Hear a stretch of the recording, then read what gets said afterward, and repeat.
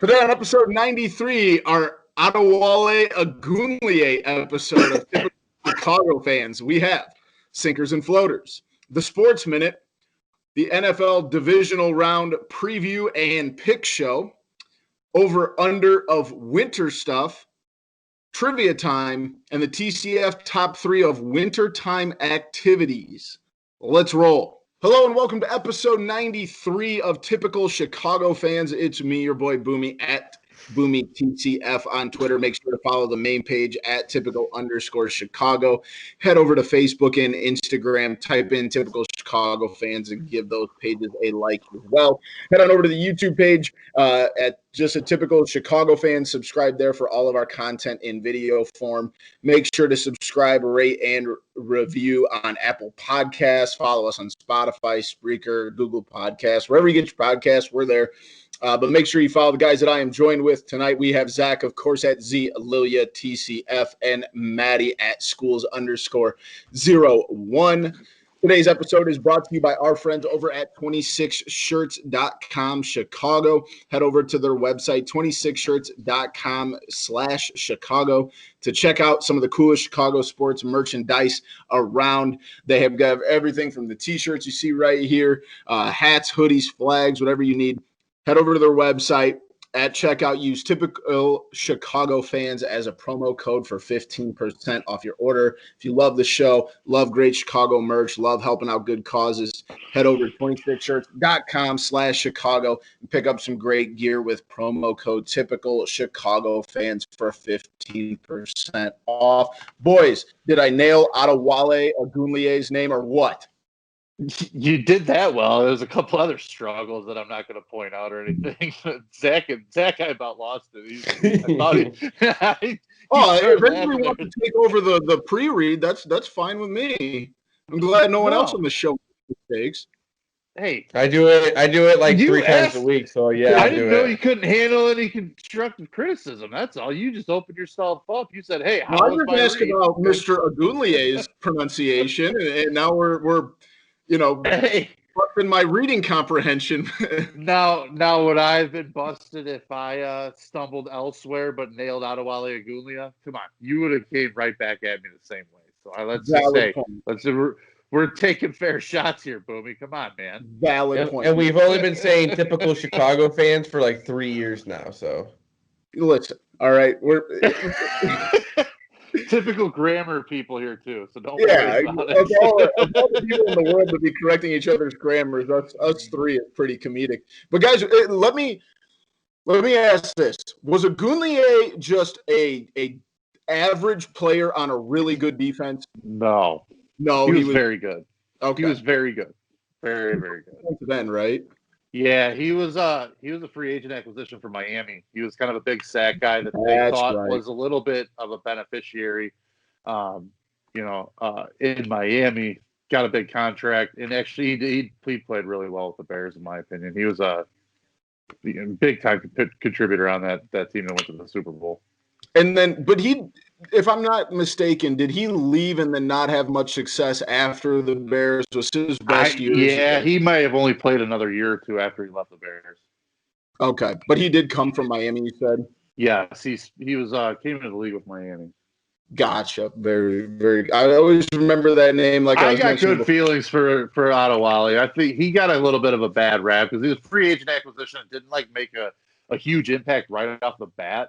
So it was kind of like, they spent all this money on this guy, and it was just quietly was getting a lot of pressure, and then he started putting up the sack numbers to go along with it. And part of that really epically good defense there in the mid-2000s for the Bears for a long time. And I always remember, listening to 670 The Score growing up, all the mispronunciation. I had to ask for the pronunciation of his name. I've heard it. I legitimately, until our conversation 5 minutes ago, thought his name was Adawale. You could hear a myriad of variations if you listen to some of the Chicago sports radio. Absolutely. But as we get into episode 93, how are we doing this week, boys?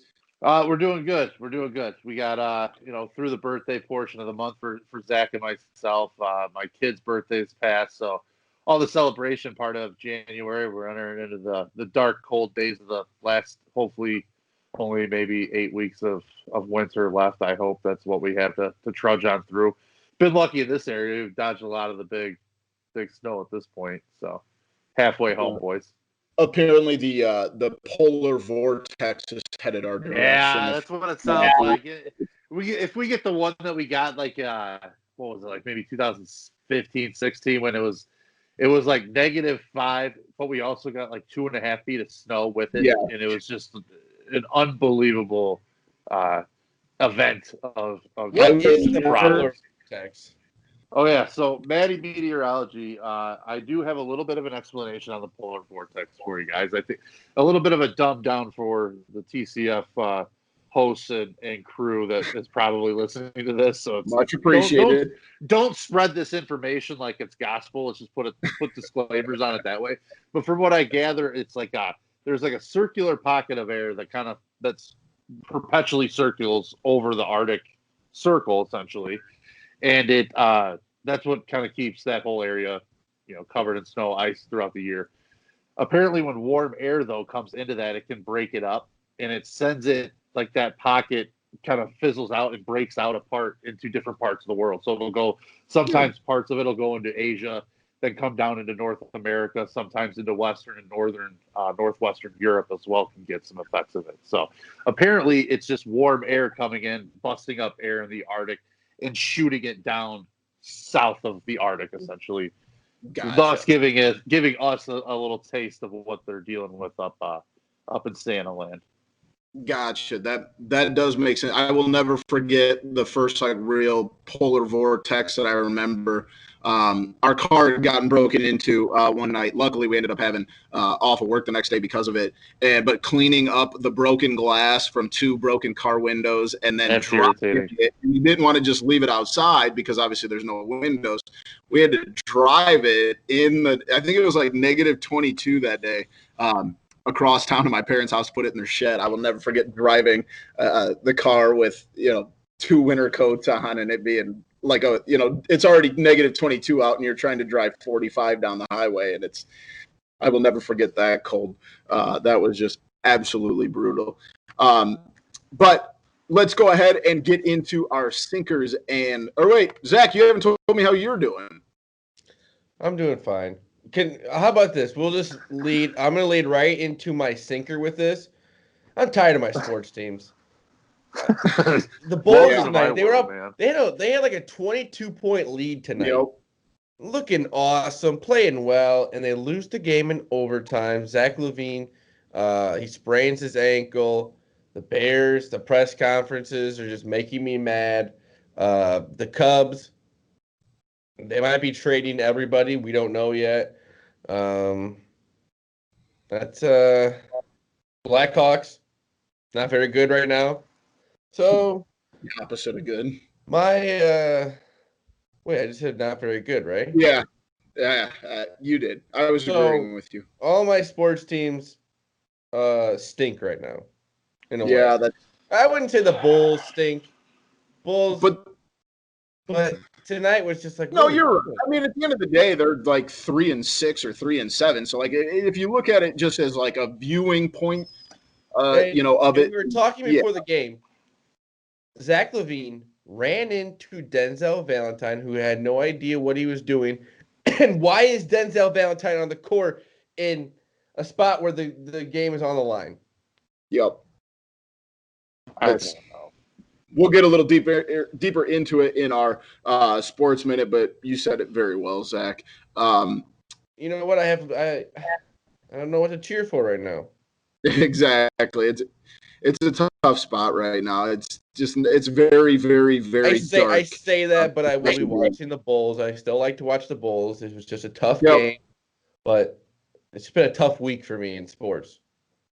Yeah, two teams very much below 500. I watched watch more Bulls and Blackhawks than I care to admit this week, but that's where we are. My sinker, on the other hand, is Joe the Pigeon. I don't know if you've heard about this, but a pigeon that is from the racing pigeon, actually, started in a race in Oregon and was supposed to go, I believe, to Alabama.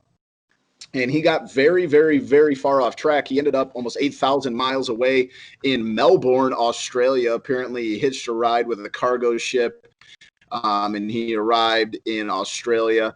On that ship, he had a U.S. tag on it from the race that he was in.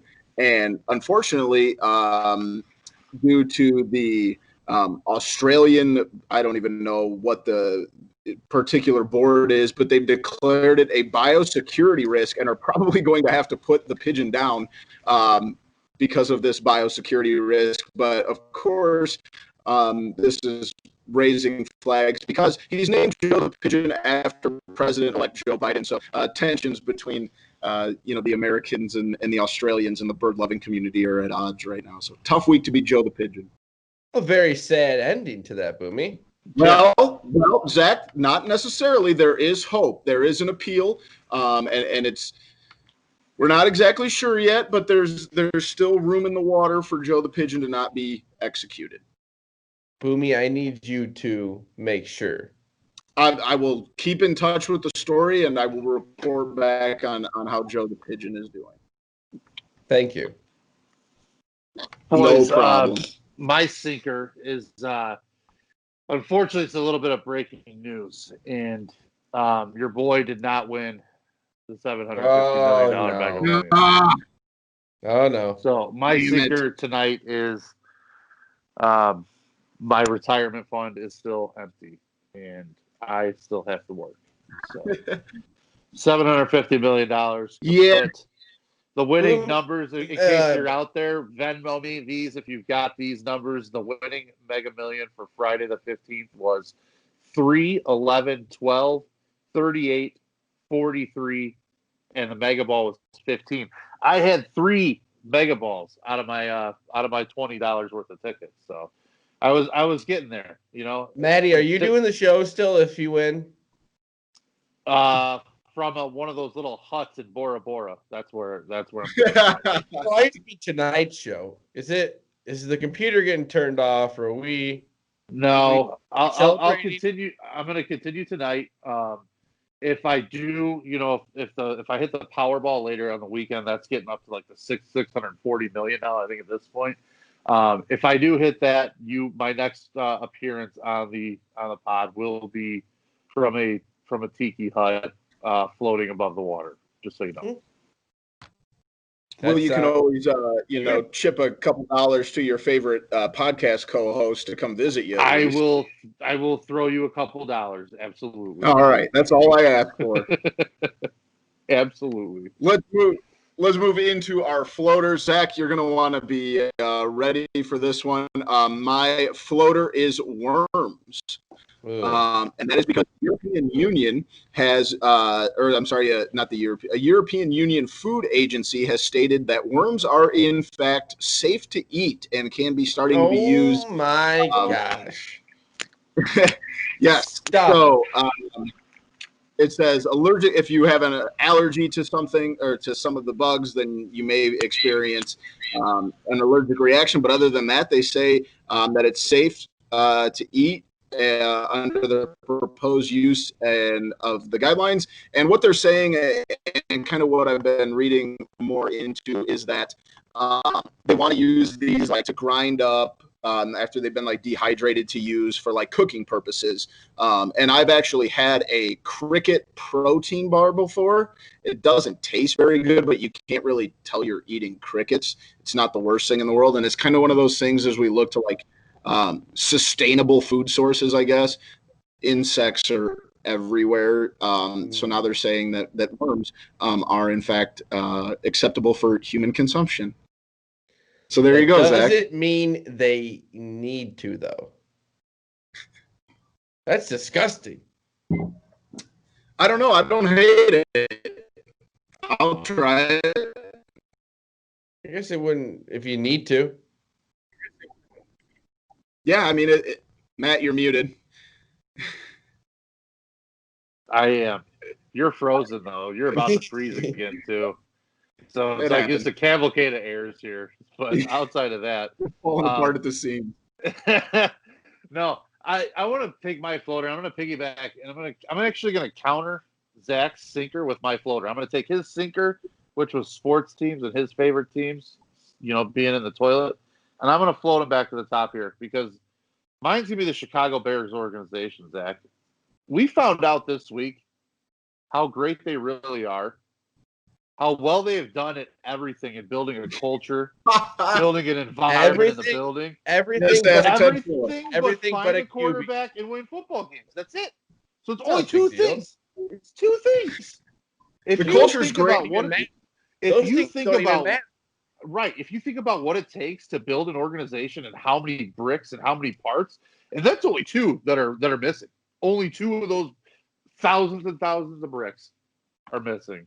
So shout out Bears organization for giving us a shining light in the city in a rough year and bringing us a beacon of hope. You know what? My floater is going to kind of go with that one. I get to watch some football this weekend, and it's not the Chicago Bears. It's going to be a nice weekend of watching football and not having to be so stressed out. Yep. I feel like every single game was just like it started to get to the point where you're like hate watching them, and it's just you become a glutton for punishment with shit like that. Because other than like maybe the Texans and the Jags game, I mean, do you guys ever feel like you had a moment in the season where you weren't stressed out during a Bears game? That Lions game. Fourth quarter of the first Packers game when they were getting dragged up and down the field. That wasn't very stressful at that point anymore. It was pretty much done and over with. So things like that. Wait, I was thinking like I thought they had the Lions game though. Yeah, that was peak stress. Peak stress was Mitch fumbling that ball against the Lions. That one was enough to make me just want to poke my eyeballs out.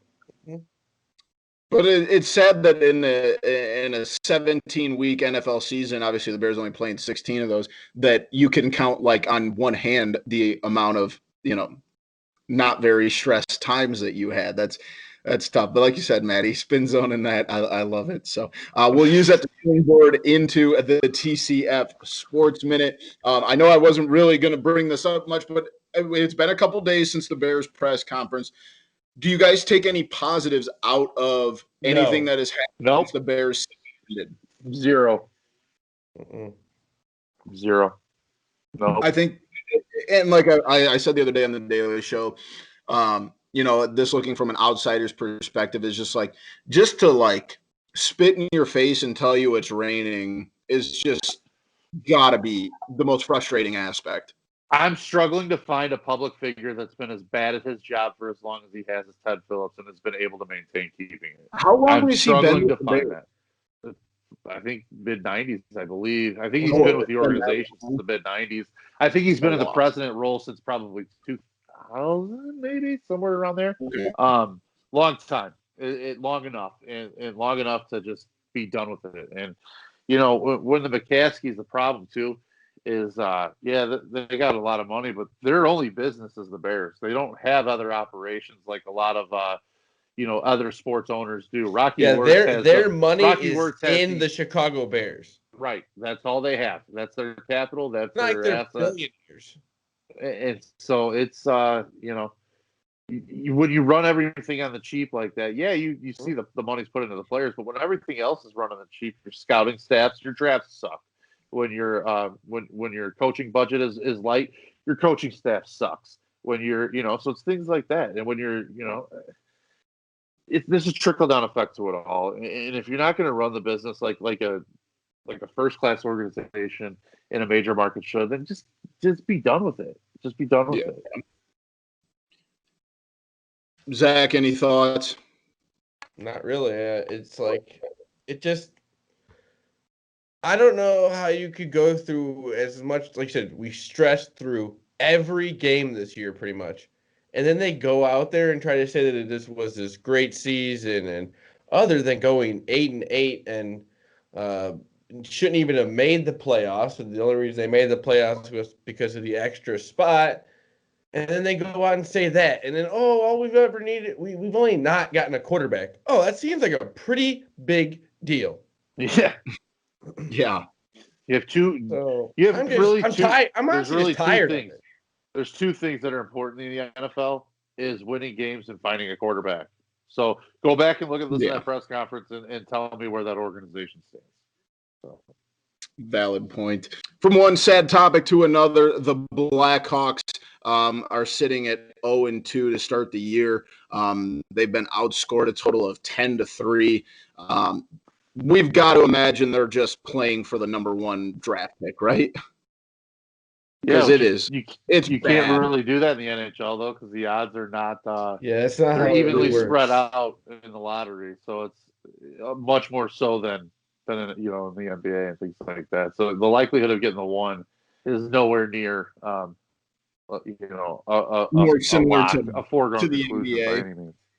But more similar to how the NBA is now, yes. More, gotcha. Not like how the NBA used to be. So, and I know this is just because of my dumb brain, but obviously the Blackhawks goalkeeper in game one, Subban, I know it's just because my brain cells, his brother's PK Subban, he's got to be good at hockey. Bad.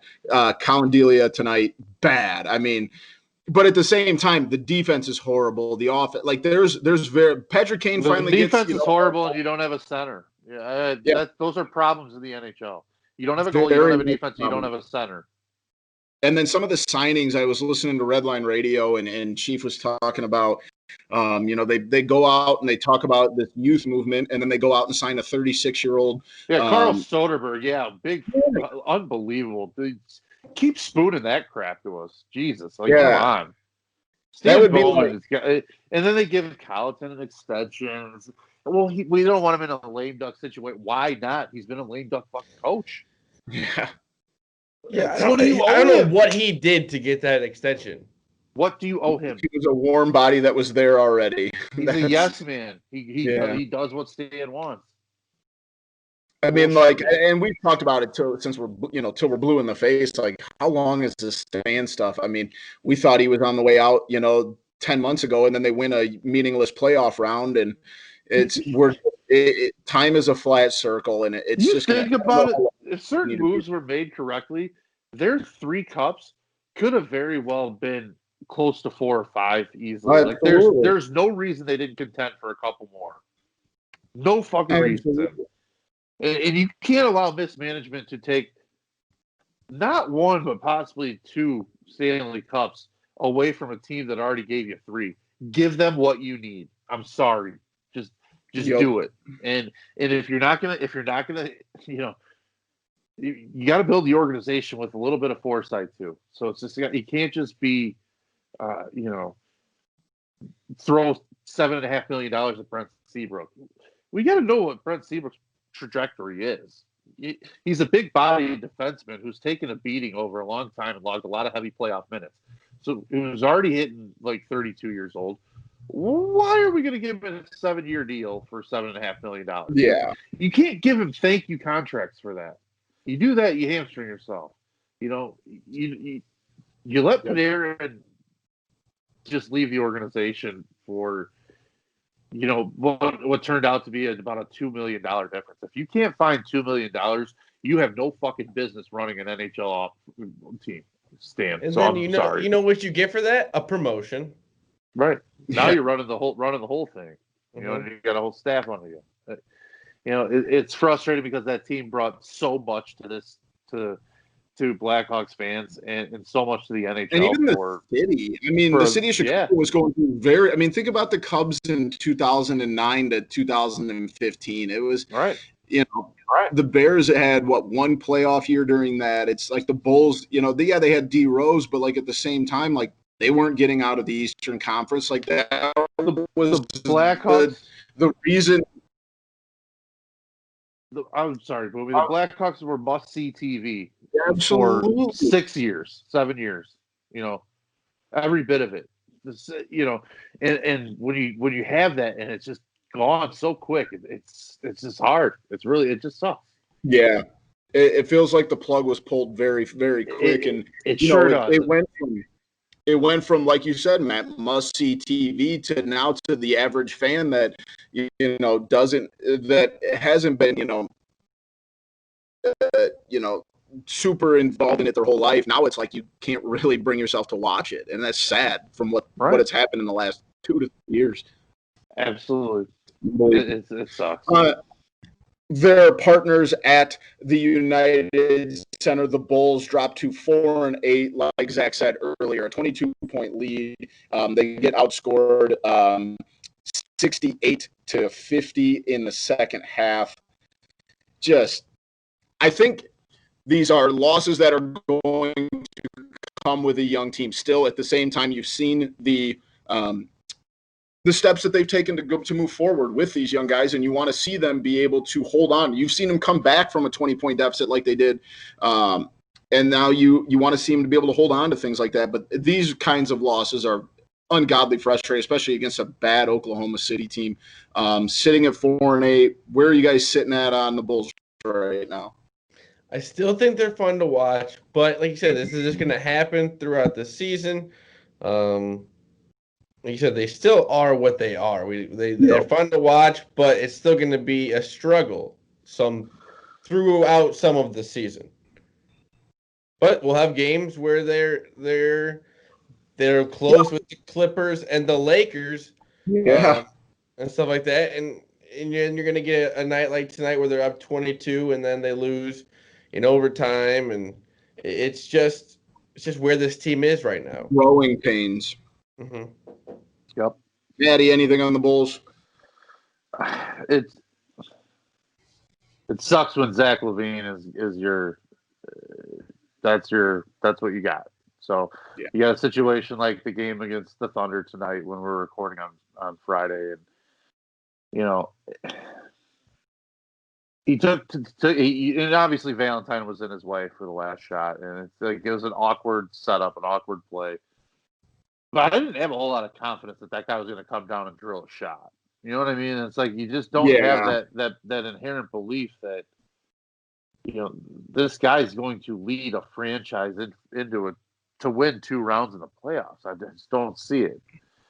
And I was on Twitter after the game and saw a tweet from our old friend Petro. He said something about how he doesn't like LaVine, and I just kind of said, or he wants to trade LaVine. I said, unfortunately, there's not a lot of suitors because I don't think all the smart bad teams don't want him, and all the smart good teams don't want him. And what I mean with that is the teams that are contending right now, the good teams, they're going to be smart, and they're not going to take. None of them need a dominant ball. Offensive-minded scorer. They've all got that covered. They don't need a ball-dominant scorer, and the good teams don't want to build around a guy like that, or the bad teams, excuse me. So if you're one of those rebuilding squads that are kind of a forward-thinking mindset and kind of trying to play it smart, you're not going to build around Zach LaVine. So you've now hacked off. You've hacked off the top of the league, and you've hacked off the bottom of the league. The middle's not going to trade with the middle because the middle. And if they do, you're not going to get a return for it. That's my point. Yeah. So it's like, it seems like such a dumb tweet to say, but what I really want to be able to talk about that because it's just like this guy just doesn't. He's good, and I don't mean to rip on him. He's a productive NBA player, but he's not like a championship type go get him dude. And it's just you need those, and I just don't think he's it. Like teams trade for guys like we consider mercenaries. They'll come in and like you said, you get to, and he's just not that because titles. You do what the Nets did. Yes, that's the bottom line. Those are the things you have to do. I'm not saying that's going to work, but that's what you have to do. Those are the moves you have to make. Right, exactly. And I just don't feel like you said, Matt, you said it very well, is like the way that he plays, his style of play is not a mercenary type guy. Like he's just not him. So we'll see what the Bulls look. The Raptors could use some scoring, but I think he would be such a bad fit with that team. It would make that offense so awkward, even if you bring a guy like that. And it's you want his scoring ability, but you got to be able to not have the ball in your hands for 13 seconds of the possession every time down. It's crazy.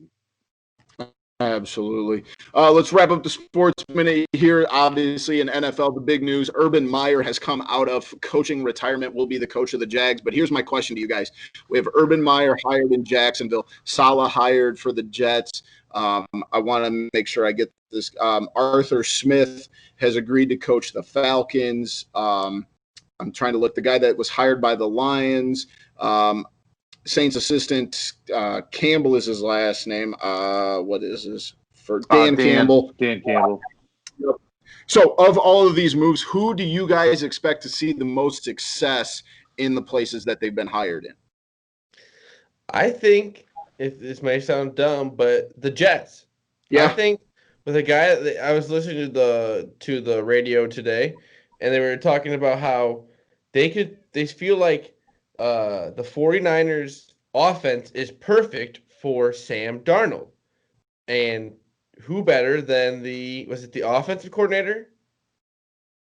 Saleh was the defensive coordinator. But he knows the schemes and stuff, and it's all going to be kind of the same.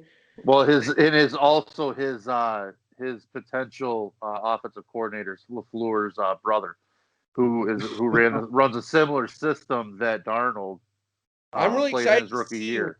If Darnold can be a good player with a good coach. And Yeah. I really think the Urban Meyer thing, it really goes, if Trevor Lawrence is good, then Urban Meyer's going to have a good start to his career. And if he's not as good at the beginning, then he's not going to. Like it kind of goes with whatever Trevor Lawrence is going to start off like.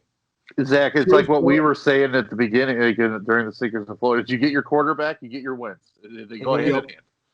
Here's one that I'm very interested to see how it works out is the Lions. And because they're bringing in a new coach, but not only that, they're also bringing in a new general manager who has spent better part of the last 2 decades with the Rams.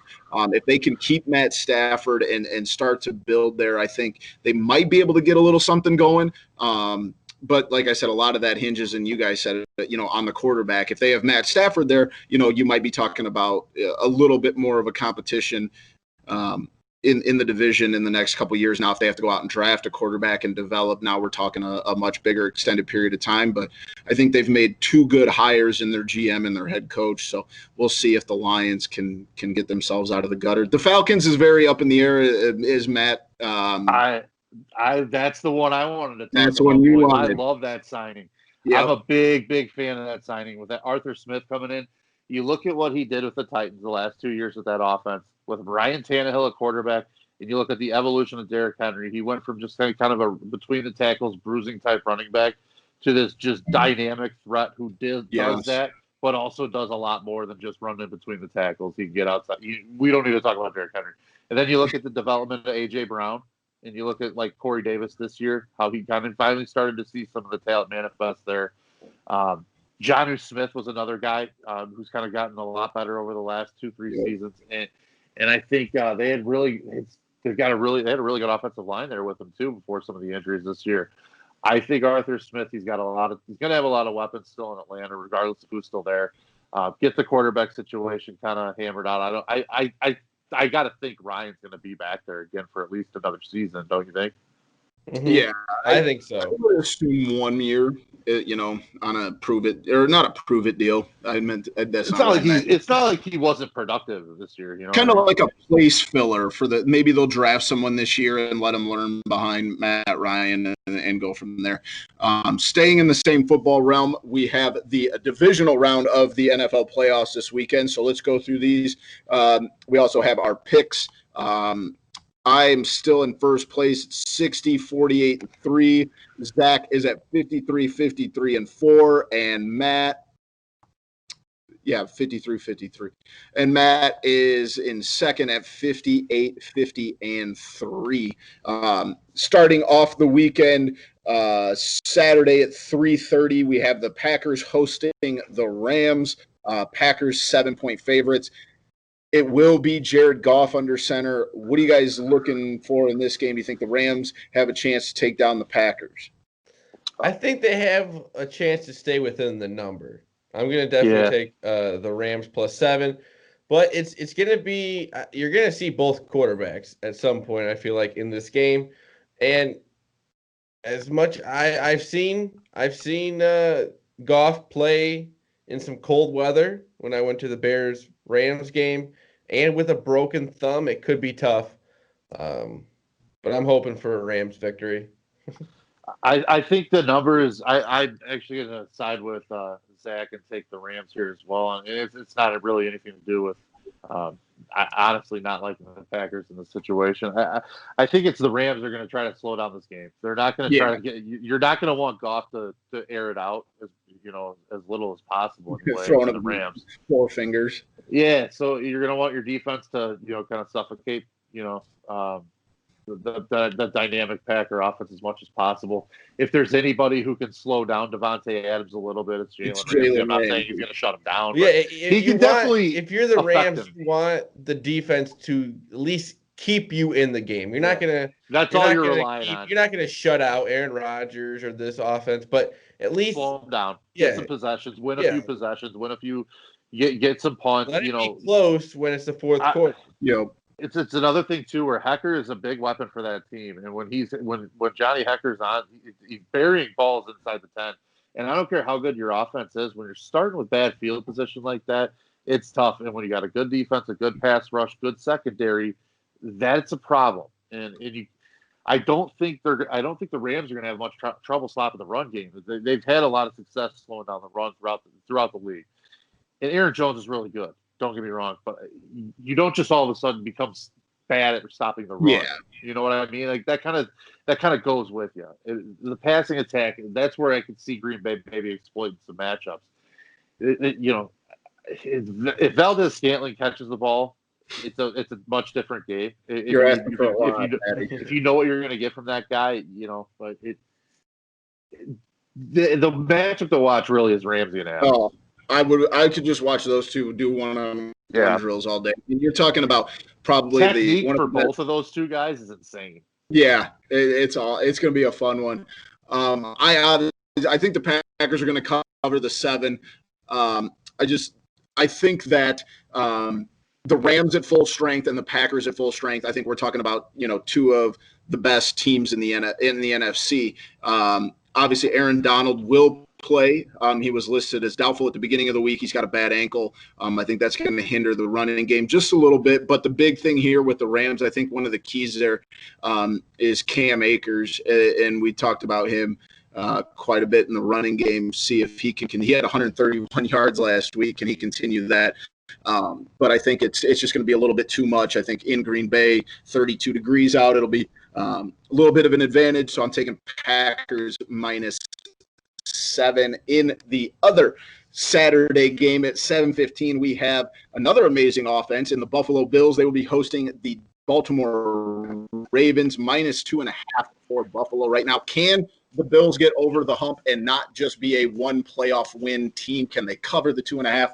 What do you think, fellas?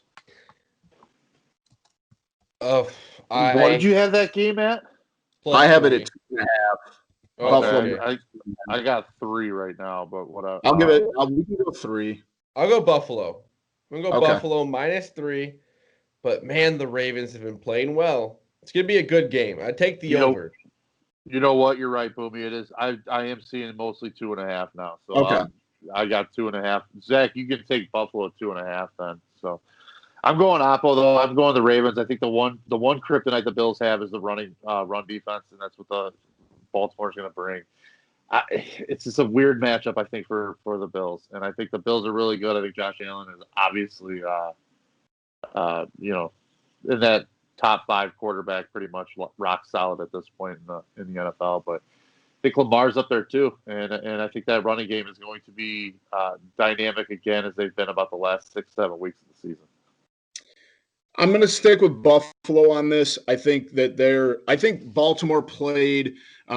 They didn't play great against an average Tennessee team, and I get it's a playoff game on the road. You still walk away, but I think they're going to need to score a lot more than 20 points like they did last weekend to win this game, because that Buffalo offense is just so dynamic. I think you're going to see. I think Zach, you might have said it earlier, but the over. Definitely take a look at that, because I think that Buffalo is going to be able to put up a lot of points, and I just don't know if Baltimore can keep up with that. with some of the holes that they have. But moving into Sunday's games at 2:05, we have the Kansas City Chiefs hosting the Cleveland Browns. Can the Brownies stay on that little, team of fate run that they were on started last week to get into or 2 weeks ago to get into the playoffs, and they, beat the hell out of the Steelers? Can they do that against the reigning champs? I'm not saying they're going to win, but I will take them plus. What did you have at 10? I had it at 10. I'll take them plus 10. That's a lot of points. And the Chiefs have not been covering the last few weeks. So I think the game will at least be close. I'm not saying they're going to win, but I think it'll be a close game. And take the over. I like the over as well. I'm with you there, Zach. I've had a lot of problems with this game. I keep going back and forth. I don't know, man. I'll probably for now I'll take the 10. There's a really good chance I might end up betting the Chiefs, though. But as of right now, if I had to, I'd probably say I'm going to go with the Browns plus the 10. That's exactly it, Matt. And I talked about this a little bit last week. I'm sticking to my guns. That's a lot of points to cover in a playoff game. And that's kind of right. The Bears, they had a big one. There was another big one last week. It might have been the Cleveland one. But that's so many points to have to cover. And you're talking about two teams fighting, for the end of their season. I think it's going to stay within that 10. But like you said, Matt, it is hard to bet against the reigning champs like that. In the final game of the weekend, Sunday night at 5:40, we have the New Orleans Saints hosting the Tampa Bay Buccaneers. Saints -3. I believe the Saints have beaten the Buccaneers twice. Can the Buccaneers get over the hump and take down the Saints? No. I think the Saints -3 in New Orleans, Drew Brees, and this New Orleans team beats Tom Brady and the Buccaneers. I'm gonna go with the Buccaneers, and I don't have a good feeling on this game either. And this is another one. I very well am probably gonna end up betting the Saints the way I feel right now, but it's one of those things. I saw the Saints offense last week struggle against the Bears defense that had not been very good lately. They played much better last week, no doubt. They had to keep that team in it the way that as bad as that offense was. But Drew Brees he's not the same Drew Brees by any stretch of the imagination. And I think Tom Brady has really started to kind of develop a little bit of a rhythm with this offense. And I think with Antonio Brown's been there about 6 weeks now. Gronkowski's healthy. I don't know what you're going to get from Mike Evans this week, but they still got other weapons too. And, good offensive line. Defense has been playing better. So I think I'm gonna go with the Buccaneers. I'm also on the Buccaneers, and I just have one thought on this because of something I've talked many times about. I've been burned in the past. I'm hopefully learning from my mistakes, and that's Tom Brady in the playoffs. Right. It's like that's got to be. I think that's part of the boogeyman in my brain. Yeah. Too. Yep. And I've learned many times do not bet against Tom Brady in the playoffs, and I can't bring myself to do it. I don't know what New Orleans is, week to week. Sometimes, like they had the game against Tampa Bay late in the season where they went off for 45 points, and then last week in a playoff game they only put up 20. But you can say the same thing about the Tampa Bay Buccaneers too. Yeah, no, I agree. They've been very inconsistent, but I think now looking at it, I just think that Tampa Bay is more of a complete team right now than New Orleans, and I think that also when you look at the fact Michael Thomas back. Kamara back. I don't know. We'll see. I can see that going. I can see that going either way. I really can. And also, that could be one of those. That could be one of those that comes down to whoever's got the ball last and is marching down the field. Because both those teams are dynamic in so many ways. I'm not saying I have a great feeling on this game. It's kind of a coin flip on here. But also, I have a huge feeling. What? I have a great feeling on this game. Well, in that case, I'll definitely fade it and take Tampa. Wow. You don't have a great feeling, though. I do. Well, now I'm starting to feel better and better. But also, I take it the whole you beat a team twice. It's hard to beat a team 3 times. So we'll see. We'll see. I'm tired of that saying.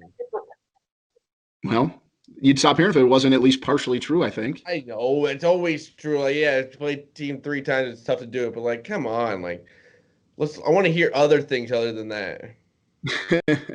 I don't disagree. You seem like it feels like you hear it, every single year in every single sport come the playoffs.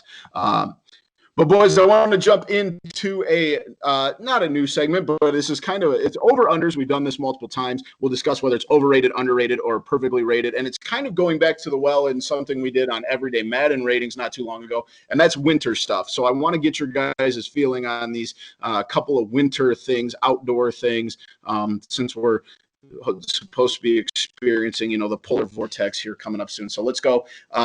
Shoveling. Is shoveling snow overrated or underrated? It's underrated because it's very hard. Yeah, I agree. It is a hell of a work. I think, Zach, we talked about this last week. I came home after we worked out on Saturday morning and shoveled for about an hour and a half, and it's probably the best cardio I've done in a very long. I was more sore after doing that than any time going to the gym. So I would agree. I think it's underrated if you look at it from that standpoint. Maddie? Boys, I'm going to agree with you. I think it's completely underrated. I think being able to get outside, especially when it's not like bitter cold, but if it's in like the high 20s, low 30s, you got a big powder coming down. It's actually here's what you do is you bring a nice big glass of your favorite cocktail and you stick it in the snow right next to the driveway and you just let it sit there, and every pass you take a swig, and that is the frostiest, coldest cocktail you will ever have. And then when you're done, you can fall down and take a nap in the snowbank. Well, hey, you do what you got to do, but it's just a built-in cooler. So maybe you bring 2 or 3 if you need to, or a couple of aluminum cans of beer. You knock out a couple of driveways, you knock out some sidewalks. All of a sudden, you're everyone's favorite neighbor. You just had 3 beers. You got your cardio workout, and all you did was kill about 90 minutes. So, and you were outside. I can think of worse things to do. I don't hate that at all, Matt. You're man of the people here. Next one, ice fishing. Overrated. Thank you. I've never done it, but I'm going to go with overrated as well. I don't see the point. I don't see fun. What's the deal with it. I don't see it. No. I don't like regular fishing, so it's just that I would rather move around and just like shovel snow probably than. See, that's kind of my thing where it's like fishing is very in the middle for me. Like I don't hate it, I don't love it, but like you add the element of cold and being out on a giant slab of ice. I want to rephrase my answer a little bit. I want to throw a disclaimer. If it's one of those really nice ass shanties with like, the TVs, if it's everything stocked up with what you need, you got Wi-Fi, you got like comfy stuff. Awesome.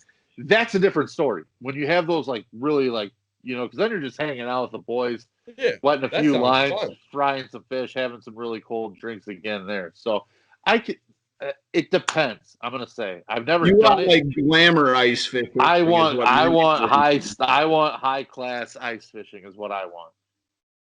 It would have to be top of the line for me to even consider it. I'm not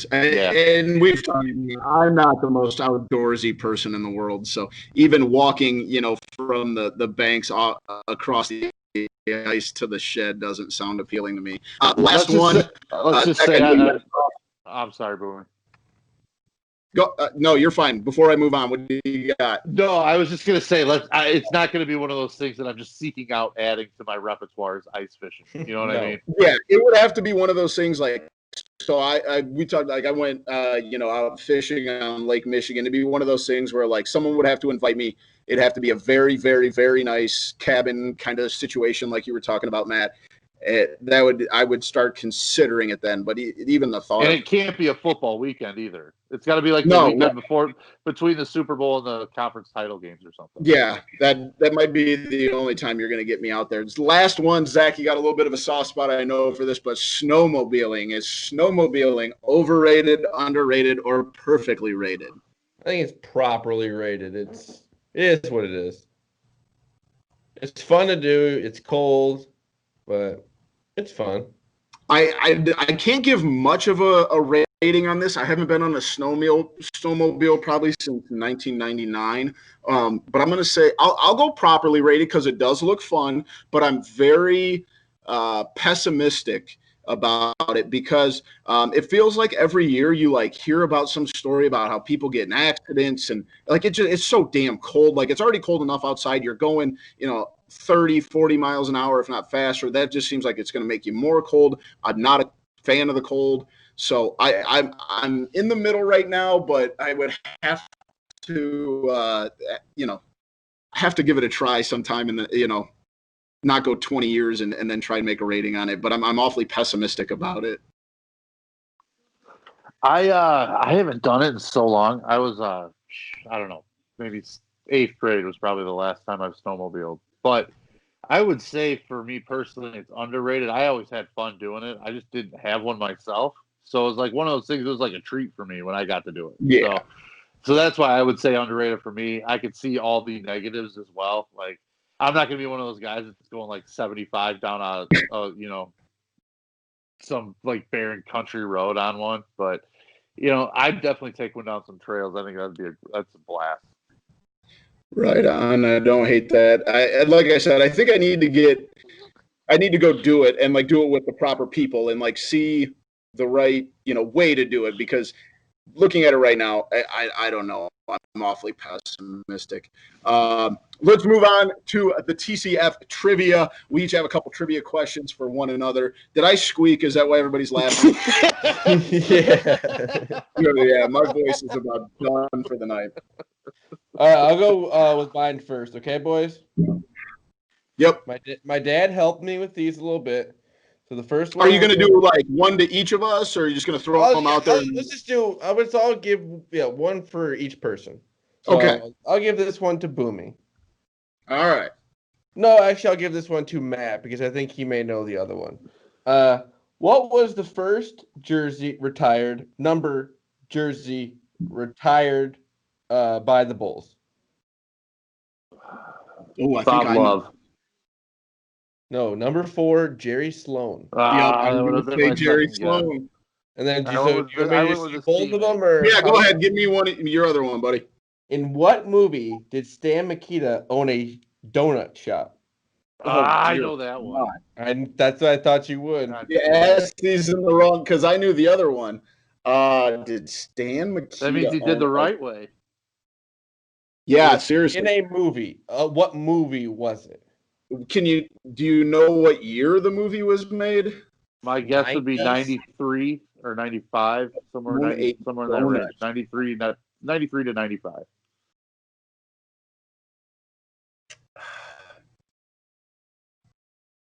I don't know any movies that have donut shops. I don't know. Pulp Fiction? Wayne's World. That was Stan. I did not. I just watched that movie like a month ago. Stan Mikita, was Al Bundy. Ed O'Neill was he was the manager. Oh, I literally just watched that movie over Christmas break. I should have known 92. Sorry, I was a year off. Okay. Wayne's World, pretty solid movie. I was a fan. Yeah, Great movie. Very good movie. He actually owned fantastic Saturday Night Live skit for a long time. All right, boys. I got 2 questions, but mine I'm going to throw them out to both of you, and it's going to be in honor of the Buffalo Bills making the playoffs. Winning, advancing the first round. I'm going to do 2 questions related to Buffalo Bills playoff history, and it's going to be obviously from an era that. Let's get oddly specific. Let's go. Okay, so here we go. Buffalo Bills trivia, boys.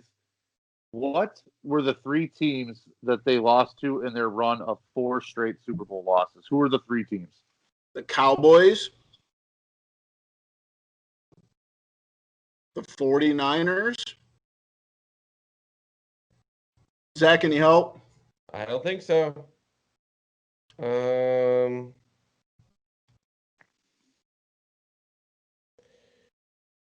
don't know. It's got to be an NFC team. I should know this third one. I don't know. I'm just going to tell you should know the second and third one because you're wrong on the 49ers. I was wrong on the 49ers. Correct. Okay. The 49ers won the year before the Bills That's lost right. their first of 4. And the Bills lost to fellow in-state team, the New York Giants, on the wide right from Scott That's Norwood. right. I should have. Wasn't Sandwich between them. Sandwich between them was another NFC East team. They got ransacked by the NFC East. It was the Redskins. I would not have got the Redskins. So when they lost the Giants, the Skins, and yes, I'm sorry, you're right, the Washington football team, and the Cowboys. So. But then it was 2 to the Cowboys, right? 2 to the Cowboys. They got destroyed. They got destroyed by the Redskins. One of the worst beatdowns in Super Bowl history, wasn't it? Yeah, it was bad. It was bad. All right, my second Bills question. The Bills epically had a great comeback in the third year of that 4-year run. Or no, it would have been the third year, I believe. It was been 92. They were down 35-3 to the Houston Oilers. Warren Moon was the quarterback of the Houston Oilers. The Bills at halftime down 35-3. Who was the quarterback that led that comeback in the win for the Bills in that game? I feel like this is a trick question because I want to say Jim Kelly, but that's too obvious. It is not a trick question. It is. It's not Jim Kelly. I will give you a hint. It is a current NFL head coach.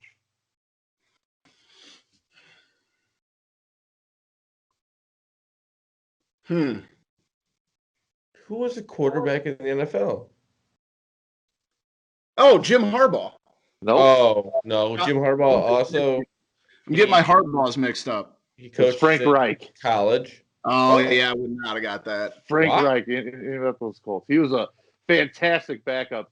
The Bills that year, too, shockingly enough, they had 2,000-yard running backs as well. They had Thurman Thomas and Kenneth Davis.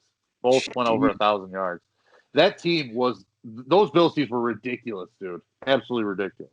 So I thought Harbaugh because John Harbaugh was the coach, and then I remember he didn't play in the NFL. It was his brother. I'm getting my lines mixed up here. Yeah, so. Jim was a Colt. He was a Bear. He was a Charger. I think that's it. I don't think he played anywhere else. Yeah, I think you're right. All right, I got 2 questions, and actually mine are closest guesses. So I'll give them to each of you guys. How many current, or I guess they're technically, some of them are dead. How many Hall of Famers have their primary team listed in Cooperstown as a Chicago Cub? 5. Matt? Could you repeat the question again? How many Hall of Famers have their primary team listed as the Chicago Cubs? I'm going to say 12. Oh, I'm way off, probably. Yep, the answer is 14. Oh, my gosh, I'm way off. Wow. Actually, and here's a little bonus one. Of all the major teams in Chicago, which team has the most Hall of Famers? Probably the White Sox. No, the White Sox actually have this. Oh, wait. Isn't Are you talking like all the teams?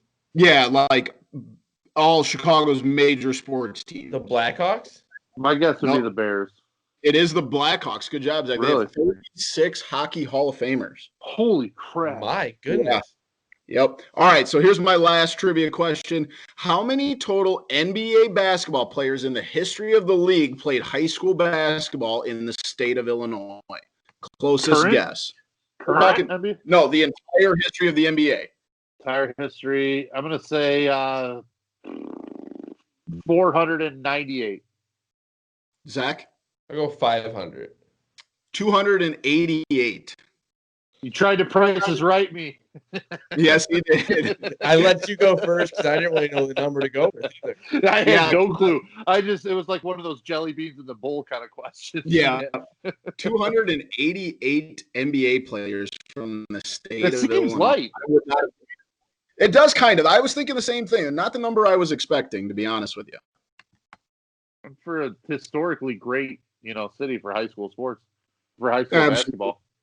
Absolutely. Let's finish it up. We have the TCF top 3 of winter stuff. Now, like I've said before, I'm not the biggest cold guy. Mine might be a little different, but it's what we like to do in the winter, different activities. Whatever the case may be, things to do in the winter. Does anybody want to go first? I'll go first. I like sledding. I'm gonna go sledding. Damn it. Oh, that's a good one. Get that. 1-1. It's 1-1 every year. If you can get a good sledding snow in, it's top notch. Fun for everybody. Get some Fun cocktails story. in. If you want to take the kid, you don't have to bring the cocktails in, but you can still have a good time. Fun story about sled. I took obviously a long hiatus, and then my year of grad school, I lived in Rockford, and a couple buddies of mine came up late at night on like a Saturday night. We were sitting around drinking, nothing to do. It had snowed. There was ice and then more snow on top of it, so it was really slick outside. And we were just looking for something to do, but we knew if you went through the woods behind the campus I lived on, there was this giant hill that the city owned in the park, and it was probably, I don't know, 40 feet long. And we walked through. So we decided we were going to go sledding. We took some garbage can, like the plastic garbage can lids, use those to go down there. But the problem was when we got to the bottom of it, we forgot how much ice was on top of it, and it took us about an hour and 20 minutes to get back up the hill. It was a lot of, and it was me and my buddy. We're not the smallest guys. It was three, and this was like 1:30 in the morning, trying to climb back up this icy hill. That was a really good time, but we spent about an hour and a half trying to get back up that hill. So good pick there, Matt, with sledding. I'm going to combine sledding with a snowmobile. You tie the sled to the back of the snowmobile. Nothing's more fun than that. So just like you take it out like on a frozen or lake or something and just whip it around like you do with No. You just go like you wouldn't be able to do it like on the trails, but like if you live like around the farm, like farms and stuff, you could tie a rope to the sled, pull it around. Good pick. I don't hate that at all. That does sound kind of fun, actually. Remember we used to do that with my car when I was in high school. We would tie rope. I don't know if you were there when me and Trey tied a rope to my car and was driving sled, like tied them to sleds and just pulled them up and down the driveway way faster than we should have been. But good times. Can't believe we didn't get more hurt. I'll go with my first round pick, snowball fights. And now they're even better. They have this little thing. It almost looks like a hedge trimmer, and you put it down in, and it creates a perfect snowball. There was nothing better as a kid. Overrated. Nope. Snowball fights are great. Snowballs suck. They either make your gloves all wet or your hands. That's why you get a new tool and you just pick it up and throw. You don't have to keep it in your hand very long. That's lame too. You're lame. Snowball fights are underrated. Matt's muted, so the world is going crazy right now. I actually was trying to agree with Boomy. I like snowball fights. I think there's nothing better than blasting somebody in the face with a snowball unexpectedly. Snowball fights. I agree. My wife probably disagrees because Maggie definitely does. Yeah. Uh-huh. I drilled her one time with a snowball from about 50 feet away. It was like the perfect throw. You just watch it. The arc was there. It just glided right through the air, and it just went like boom right here. And she just looked at me like, "I'm going to murder you." And you're thankfully, it wasn't loaded with ice. Let's just put it that. It was not one of those icy snowballs. Those are the best snowballs, though. Not for your wife. I'll just exactly. I'm just impressed you're still married now, Matt. Yeah, you got to marry someone that's fun. That's the key. Exactly. Absolutely. I'm going to go with something that I never thought I was good at till I tried it, and that's ice skating. I'm actually way better on my feet ice skating than I thought. Used to go to was it Millennial Park that does the ice skating there in front of the Bean? We did that a couple times growing up, and I really enjoyed it. Pretty sure it's Maggie Daly Park. Yes, I think I think that's correct. So, but the worst part is you go there and you rent the skates, and the biggest size they have is a 13. I wear a size 15. My feet have never hurt so bad. Never ice skated. I never in a million years. I was probably like 16 when I first tried it, and I was like, "There's no way I'm gonna be good at this." It's just like rollerblading. So I can roll. I've done that. I think you'd be all right. Mine is just making an old fashioned snowman. Going outside, making a snowman outside. They're fun. Especially in the stages we're at in our life, like we both have the nephews and Matt, obviously with his son. Yeah, I think you get creative with it too. It's like a real life Mr. Potato Head. You just start You put putting all funny kinds of stuff on on the it. ground. Yeah, You move the let's carrot get from a, the nose yeah, to the third one. yeah, exactly. Things like that. Get a little lewd with it. Let's have some fun. Yeah, I don't And hate that at all. later on, you can tackle the snowman. That might be the best part. Getting that running start and just laying that snowman out. I like that, Zach. Matt, you got 2 picks to wrap us up. My second one is watching your team make snow angels on the field when they're going to the Super Bowl. So that's one of my favorite things to do in the snow is watch my favorite football team make snow angels after they make their way to the Super Bowl. That was one of my best days ever when the Bears did that to the Saints, and I yearn for those days again when my team can do that. So, lastly, I talked it up so much earlier. I gotta do, and I want the disclaimer. So if this was like the dog walk where we had a graphic, I'd want shoveling with cocktail in snow. That's what I would want. Is I want to shovel, and I want my big like Tervis cup, the big giant one, with a cocktail just sitting nice and perched about 4 And not inches a into that super, snow. long driveway or a treacherous one. Just a nice, easy. Just enough. I like it. I like where you're going with this not that whole Widowmaker type snow either. Not that Widowmaker backbreaker, have the heart attack type snow. Yeah, and when the snow like is so cold it hurts your face when it hits you. Yes. I do like Saturday the sun after a snowstorm. Very particular type of snowstorm. Round 3. Yeah, mine isn't really an activity as much as it's just it could be the outside can be the cooler. No, dude, I was gonna take that. That's a great pick. Just like cooking out, having a tailgate party in the snow. Or not even that. Like we were watching the game last week at a buddy's house, and he had a door right outside the back. You just leave your case. You don't have to put it in the fridge. It's just nice, easy access.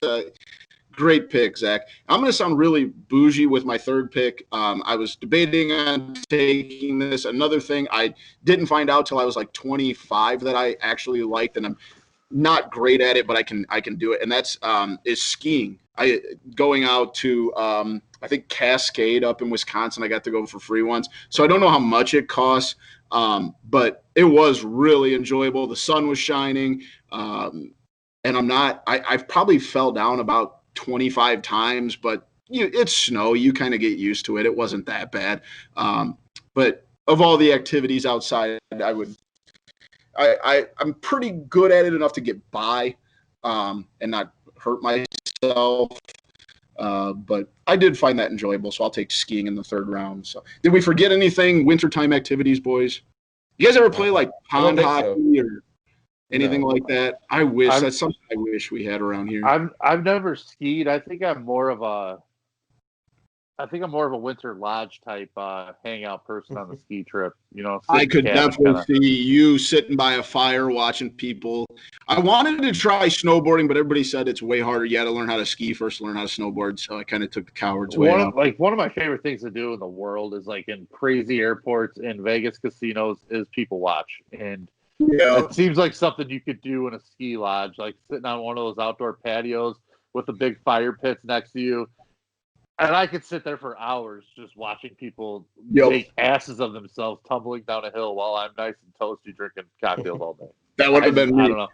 How do you guys feel about the outdoor hot tub in the winter? I don't hate it. I like it. Yep. It's been a long time since I've done that, but it's maybe a move. Zach, hey, I mean, we got that, patio at your house. We might have to make that happen. Hey, boys, anything else before we wrap up episode 93? I don't think so, man. I don't think so. All right. Well, thank you for joining us. Like I said, that was episode 93 of Typical Chicago Fans. Thank you to our sponsor, 26shirts.com Chicago. Head over to their website, 26shirts.com/Chicago. Use promo code Typical Chicago Fans for 15% off of your order. if you want a shirt like the one I got back here. Zach's had some shirts on in the show, so make sure you go and check out our YouTube page. Subscribe there for all of our content in video form. Apple Podcasts, make sure you subscribe, rate, and review. You can find us on Spotify, Spreaker, Google Podcasts. Anywhere you get your podcasts, we are there. Facebook, Instagram, make sure you head there to like those pages. On Twitter, we are at typical_Chicago. I am Boomy on Twitter at BoomyTCF, Zach at ZLuyaTCF, and Maddie, of course, at schools_01. Thank you again for tuning in. That was episode 93 of Typical Chicago Fans. We love you all. Peace. True.